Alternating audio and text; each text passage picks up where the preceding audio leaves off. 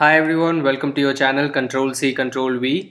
आज हम class 8 English honeydew textbook का chapter 4 Bipin Chaudhary's lapse of memory का वर्किंग विथ लैंग्वेज डिस्कस करेंगे। अगर आपने वर्किंग विथ टेक्स्ट का वीडियो नहीं देखा है तो आपके टॉप राइट कॉर्नर में उसका लिंक दिया हुआ है, उसे क्लिक करें और उस वीडियो को देखें। सो let's see the first question. Look at these two sentences.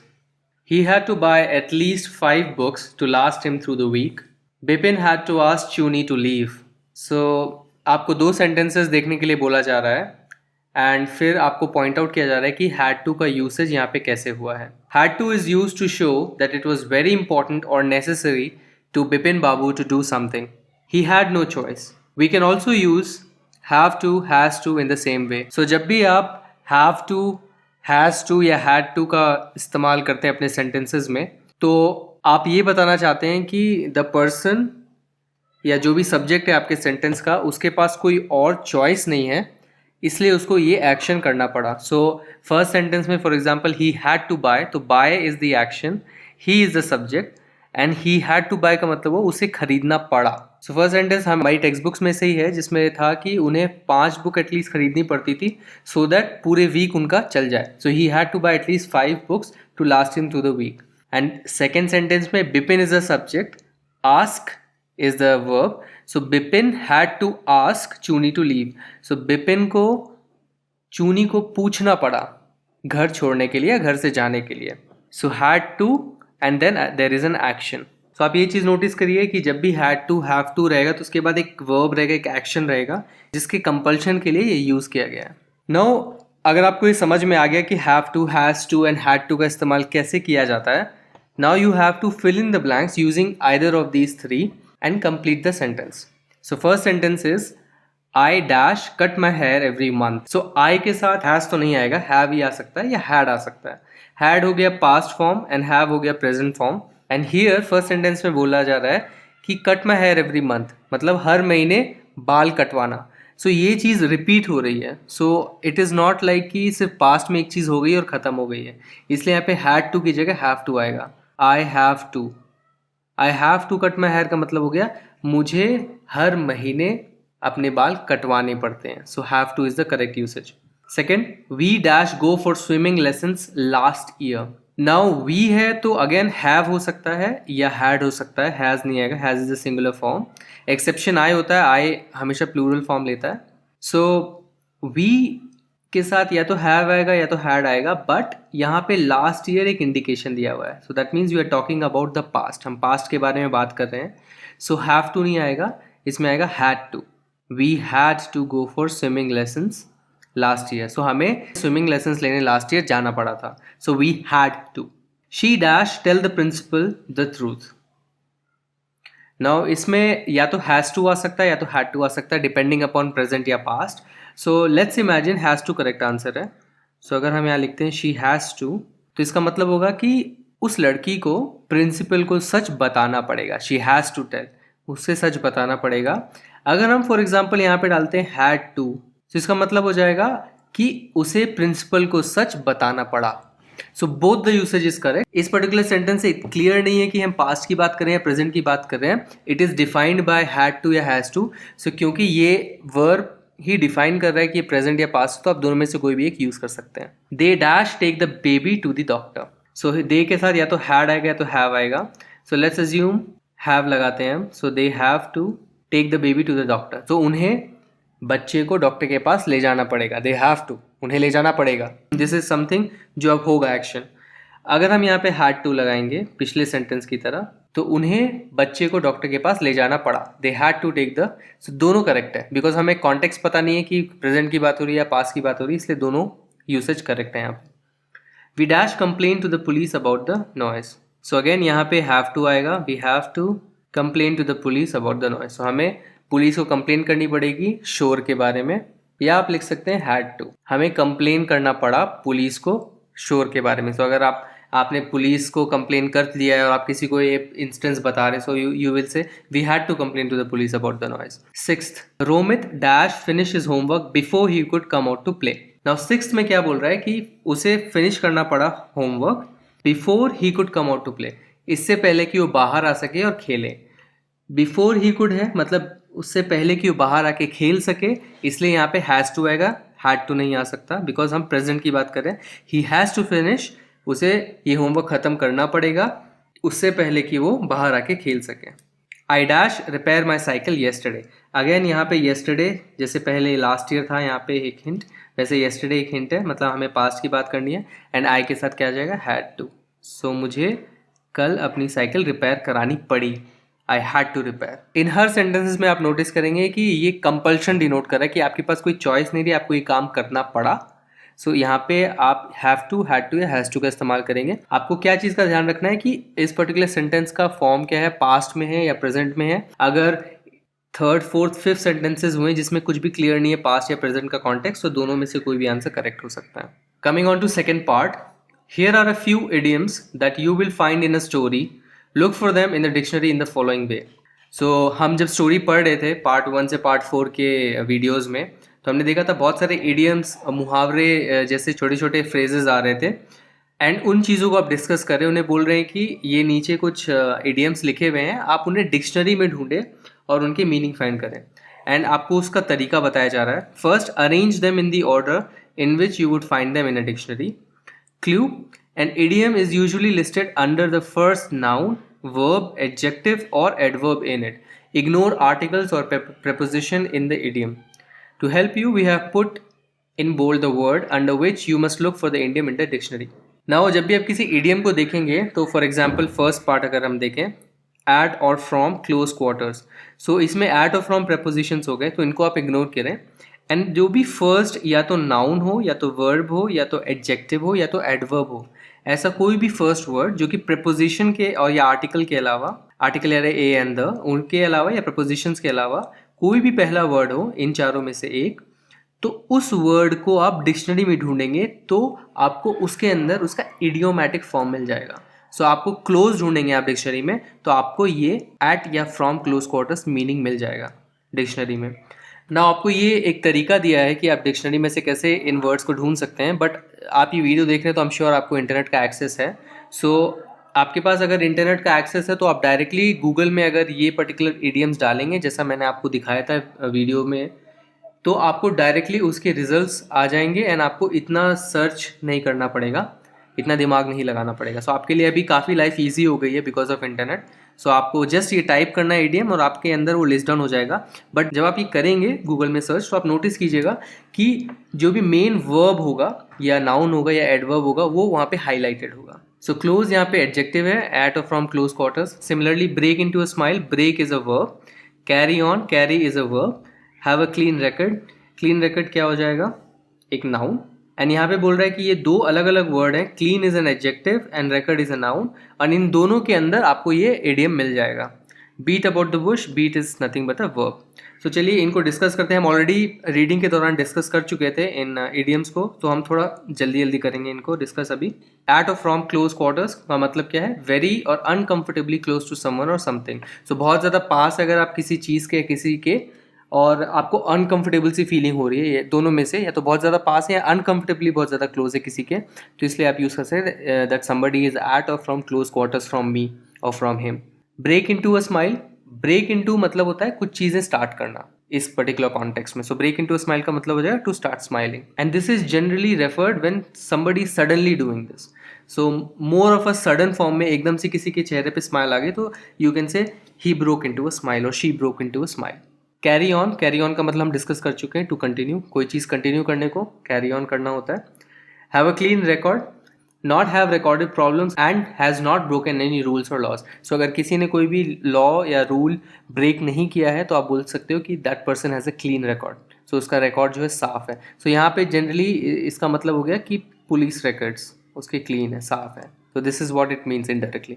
Beat about the bush, discuss a matter without coming to the main point. So जब आप मेन पॉइंट के अलावा बाकी सारी बातें करते हैं तो उसको बोला जाता है beat about the bush. Question 3, अगर आपको लगा कि मैंने पिछला क्वेश्चन थोड़ा फास्ट भगाया है तो आप हमारे पार्ट 1 से पार्ट 4 की वीडियोस को देखें, मैंने डिटेल में इन इडियम्स को डिस्कस किया है. Now move on to question number 3. Study the sentences in the columns below. A, I saw this movie yesterday, and B, I have seen this movie already. Bipin Babu worked here for a week last year. Bipin Babu has worked here since 2003. Chunilal wrote to a publisher last week. Chunilal has written to a publisher. I visited Ranchi once long ago. I have visited Ranchi once before. So अगर हम इनको compare करें ए और B को, first sentence I saw this movie yesterday, मैंने ये movie कल देखी है. एंड सेकेंड में आप बोल रहे हैं आई have seen this movie already, मैंने ये मूवी देख रखी है. सो एक में आप स्पेसिफाई करें कि मैंने कब देखी, कल देखी है, और एक में आप स्पेसिफाई करें कि मैंने मूवी ऑलरेडी देख रखी है. यहाँ पे टाइम स्पेसिफाइड नहीं है. सेकेंड में बिपिन बाबू यहाँ पे काम कर चुके हैं एक हफ्ते के लिए लास्ट ईयर. सो आपने बोला कि लास्ट ईयर यहाँ पे एक हफ्ते काम कर चुके हैं. और सेकंड सेंटेंस में आप बोल रहे हो बिपिन बाबू हैज़ वर्कड हियर सिंस 2003, और बिपिन बाबू यहाँ पे काम कर रहे हैं सिंस 2003. हैज़ वर्कड यानी वो अभी भी यहाँ पे काम कर रहे हैं, बट कब से? सिंस 2003, 2003 से वो काम कर रहे हैं. तो इसका मतलब अभी भी वो वहाँ पे काम कर रहे हैं. फर्स्ट सेंटेंस से आप बोल रहे हो कि वो एक साल पहले एक हफ्ते के लिए यहाँ काम कर चुके हैं, बट यहाँ पे आप बोल रहे हो अभी भी वहाँ पे काम कर रहे हैं. Third sentence, Chunilal wrote to a publisher last week. Chunilal ने लास्ट वीक पब्लिशर को लिखा. Chunilal has written to a publisher. Second sentence में कुछ क्लियर नहीं है कब लिखा है, बस इतना क्लियर है कि हाँ उसने लिख रखा है. He has written something, a letter may be to the publisher. I visited Ranchi once long ago, बहुत पहले मैं रांची विजिट कर चुका हूँ. I have visited Ranchi once before, और मैं पहले रांची विजिट कर चुका हूँ. सो दोनों में डिफरेंस क्या है? पहले में आप बोल रहे हैं मैंने बहुत पहले विजिट किया है, सेकंड में आप बोल रहे हैं मैं पहले विजिट कर चुका हूँ. आपने टाइम स्पेसिफाई नहीं किया कब किया है, लेकिन मैं पहले कर चुका हूँ. Compare the sentences in the two columns, specially the verb forms. Answer the following questions about each pair of sentences. तो हमने ये डिस्कस कर लिया है, दोनों सेंटेंसेस को कंपेयर किया है. अब हमें कुछ आंसर करने questions. Which column tells us that Bipin Babu is still working at the same place. First बात में आपसे पूछा जा रहा है कि किस कॉलम से पता लगता है कि बिपिन बाबू अभी भी वहाँ पे काम कर रहे हैं. तो हमने डिस्कस किया था कि कॉलम बी में इट इज सेइंग कि he has worked here since 2003, मतलब वो अभी भी काम कर रहे हैं. Which column suggest that Chunilal is now waiting for a reply from the publisher. So किस पर्टिकुलर कॉलम से आपको ऐसा लग रहा है कि चुनीलाल ने पब्लिशर को लिख लिया है और उसके रिप्लाई का वेट कर रहा है वो. सो अगर आपको याद होगा पहले में वो लिखता है कि he has written it last week, और एक में लिखा he has written it. So when you say कि ही हैज़ रिटन इट, तो आपने टाइम स्पेसिफाई नहीं किया है, तो इससे क्लियर नहीं कि कब लिखा है, या तो आज ही लिखा है या तो कल ही लिखा है. लेकिन अगर आपने बोल दिया है कि लास्ट वीक लिखा है, इसका मतलब अब आप रिप्लाई का वेट कर रहे हो. सो इसका आंसर ए होगा. Which column suggest that the person still remembers the movie he saw. So पहले वाले कॉलम में लिखा था कि I have seen this movie yesterday, मैंने कल देखा है. और आप सेकंड सेंटेंस में सेकंड कॉलम में लिखा था कि I have seen this movie already, मैं ऑलरेडी ये मूवी देख चुका हूँ. तो जब आप बोलते हो मैं ऑलरेडी मूवी देख चुका हूँ, इसका मतलब मूवी आपको याद है. मैंने कल मूवी देखी थी, इससे क्लियर नहीं है, बट जैसे आप बोले मैंने ऑलरेडी मूवी देख रखी है, तो आप सजेस्ट कर रहे हो कि आपको ये मूवी याद है, तो इसलिए कॉलम बी होगा करेक्ट. सो आपको यहाँ पे ये नोटिस करना है कि कैसे थोड़ा सा वर्ब फॉर्म, हम थोड़े से वर्ड्स को इधर उधर करने से मीनिंग चेंज हो जाते हैं सेंटेंसेस के. सो अगर आपको अपने कुछ मीनिंग कन्वे करना है, मैंने कल ये मूवी देखी थी का कोई मतलब नहीं, मैंने मूवी ये देख रखी है. सो दोनों का मीनिंग अलग अलग है. एक में आप टाइम स्पेसिफाई कर रहे हो, पर ये स्पेसिफाई नहीं कर रहे हो कि हाँ मैंने कल देख तो रखी है पर मुझे याद है कि नहीं. सो इस तरह से अब आपको समझना है कि यहाँ पे कैसे वर्ड्स का यूसेज करके आप कैसे करेक्ट मीनिंग डिलीवर कर सकते हैं. Which column suggests that the experience of visiting Ranchi is still fresh in the speaker's mind? So पहले वाले कॉलम में लिखा था कि मैं बहुत पहले रांची विजिट कर चुका हूँ. सेकंड कॉलम में लिखा था मैं रांची पहले आ चुका हूँ. तो जब आप कहीं पहुँचोगे और आप बोलोगे मैं रांची पहले आ चुका हूँ, तो इसका मतलब आपके मन में फ्रेश है वो मेमोरी. सो इसलिए कॉलम भी करेक्ट आंसर होगा, क्योंकि यहाँ पे आप क्लियरली बोल रहे हो कि आपके दिमाग में वो फ्रेश है वो visit. Question 4. Given below are jumbled sentences. Working in groups, rearrange the words in each sentence to form correct sentences. तो यहाँ पे जम्बल sentences दिए हुए हैं, इनको आपको unjumble करके एक correct sentence form करना है. You will find that each sentence contains an idiomatic expression that you have come across in the lesson. Underline the idiom and write down its meaning. Then use your dictionary to check the meaning. So इसमें बोला जा रहा है कि idiomatic expression हर एक sentence में है. So आप चैप्टर में भी इनको देख चुके हैं. सो आपको अंडरलाइन करना है इन इडियम्स को, और उसका मीनिंग जो है फाइंड करना है डिक्शनरी में से. सो आपको ये एक्सरसाइज, दोनों एक्सरसाइज करवा दी गई है पहले कि कैसे डिक्शनरी में से ढूंढा जाता है, और ऑलरेडी इडियोमेटिक सेंटेंसेस आपको चैप्टर में मिल चुके हैं. तो अब आपको अनजम्बल करते समय आपके पास एक हिंट रहेगा कि यहाँ पे एक इडियम है. तो जब भी एक इडियम होता है तो इडियम का एक डिफाइंड फॉर्म होता है, जैसे beat about the bush. So beat about the bush का जो एक फॉर्म है वो आप यूज़ करके फॉर एग्जांपल अनजम्बल करने में आपको इजी रहेगा ये. So I tell you how. एक एग्जांपल देखते हैं. Vanished the car seemed to into thin have air. अगर आप इन पर्टिकुलर जम्बल्ड वर्ड्स को देखेंगे तो vanished into thin air, obviously आपको थोड़ी प्रैक्टिस करनी पड़ेगी, बट फॉर एग्जाम्पल अगर आप ये पढ़ लेंगे एंड ऑफ द ईयर, आपको ये सब चीज़ें पता हैं तो आपको क्लियरली समझ में आ जाएगा कि वैनिश्ड इनटू थिन एयर एक इडियम है, तो आपके पास एक छोटा सा अरेंजमेंट तो क्लियर हो गया। So this is already clear to you. So आपको पता है कि वैनिश के बाद इनटू थिन एयर आएगा। अब ऑलरेडी एक और हिंट दिया है कैपिटल लेटर के साथ, तो ये पहला वर्ड होने ही वाला है, बट इन केस अगर कैपिटल लेटर नहीं भी दिया गया है तो आपको सब्जेक्ट ढूंढना चाहिए। सबसे ईजिएस्ट वे है अनजम्बल करने का सेंटेंस को कि आप पहले वर्ड्स को पढ़ लें एंड सब्जेक्ट फाइंड करें, देन वर्ब फाइंड करें, क्योंकि एक अगर सब्जेक्ट है तो वो कुछ एक्शन करेगा, राइट? तो उसका एक वर्ब होगा और वो किसी के ऊपर एक्शन करेगा या ना भी करे, वो सिर्फ एक एक्शन करे, ऑब्जेक्ट ना हो, तो दोनों केस पॉसिबल है। बट ये तो श्योर है कि एक सब्जेक्ट आपको ज़रूर मिलेगा एंड एक एक्शन भी मोस्ट प्रोबेबली मिलेगा। सो अगर हम यहाँ पे देखें, the car is the only subject जो हमें दिख रहा है and seem to is a verb जो हमें दिख रहा है। वैनिश्ड भी है, vanished is again another verb, but ये हमने ऑलरेडी अरेंज कर दिया because it's an idiom. So the car, इसके बाद अगर हम लगा दें verb, the car seem to have, क्योंकि टू है यहाँ पे, सो टू के बाद वैनिश नहीं आ सकता, to vanished is not the correct usage, to have आ सकता है, seem to have and have के बाद वैनिश्ड आ सकता है। सो हमारा अनजम्बल हो गया ये sentence, the car seemed to have vanished into thin air. And vanished into thin air का मतलब क्या हो गया? डिसअपियर्ड और वैनिश्ड इन अ मिस्टीरियस वे।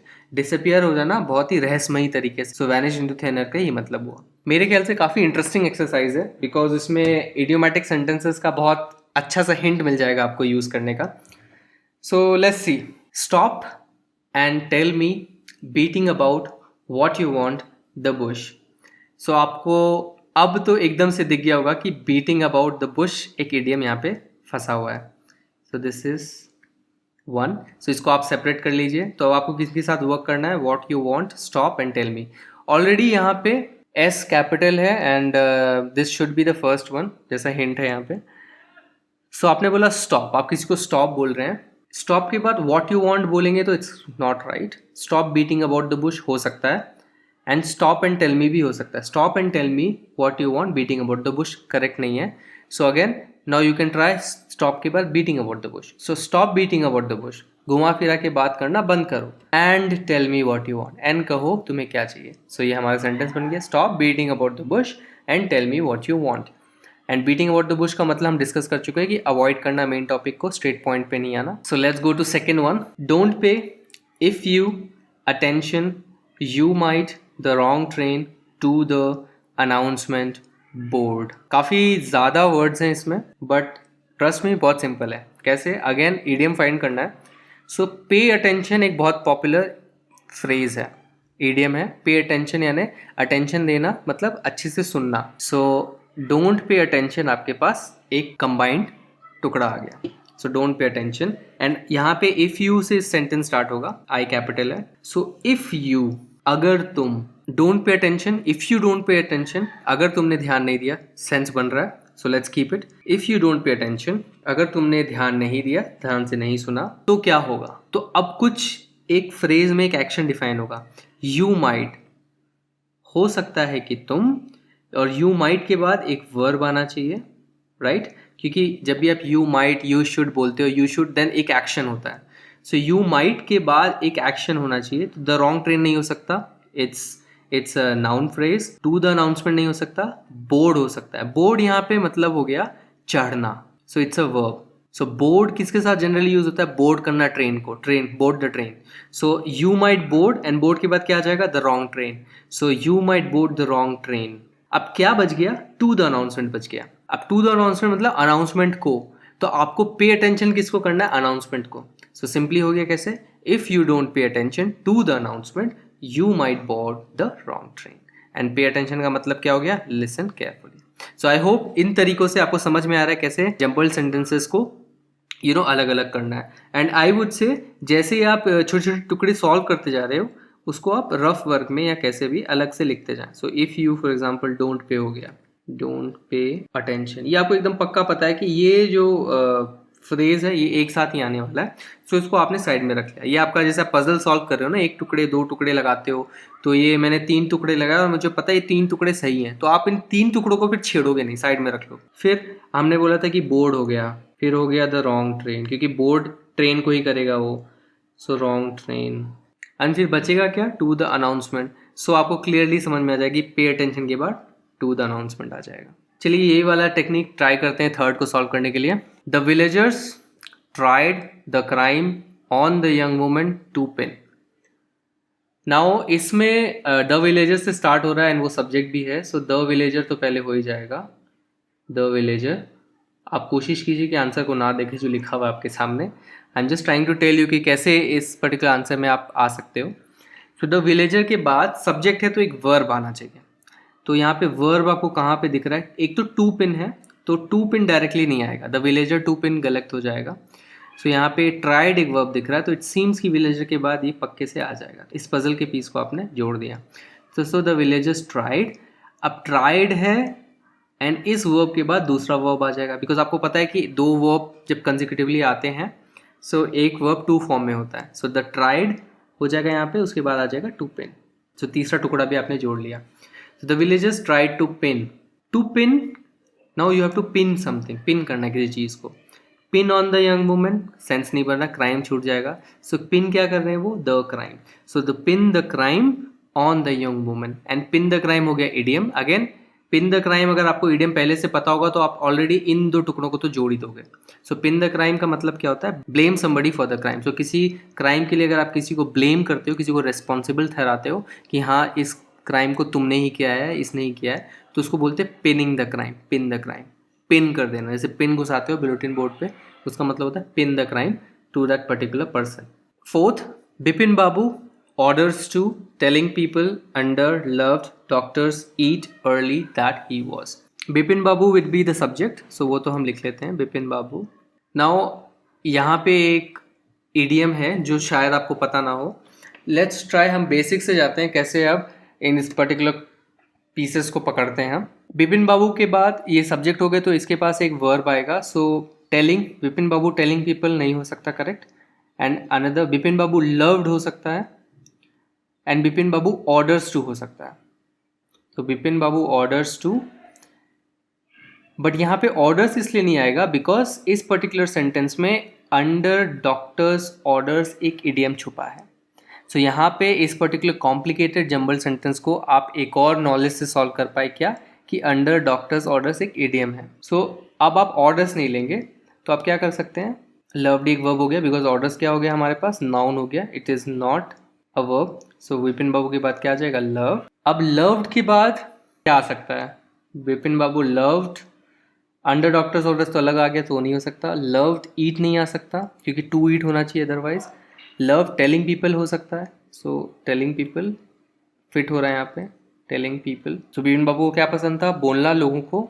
अब यहाँ पे आपके पास है eat early that he was.